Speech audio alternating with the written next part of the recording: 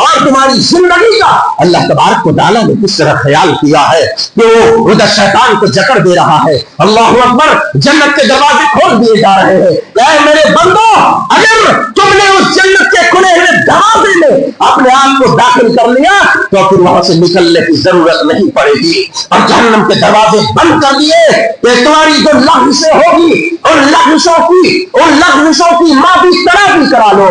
وہ بند تمہارے لیے کر دیا گیا کہ تم اس بند دروازے میں تم داخل نہ ہو گے بلکہ کھلے دروازے میں جنت میں داخل ہو.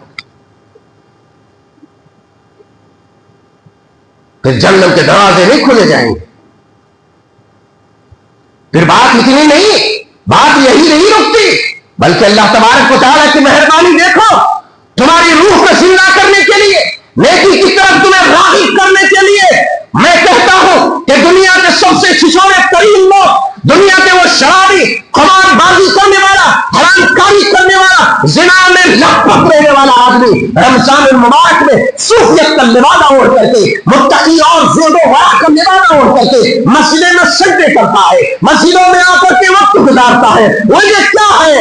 اے امت کے فرزندوں، وجہ یہ ہے کہ اللہ تبارک و تعالیٰ نے یہ ساری سہولیات جو تمہارے لیے، ساری سہولیات، سارے انتظامات جو تمہارے لیے کیے ہیں، اس کی برکت سے تم مسجدوں کے دروازے پہ آتے ہو اور تمہیں لاتا ہے. اس لیے اللہ تبارک و تعالیٰ کی ان مہربانیوں کی لاج تمہیں رکھنی چاہیے.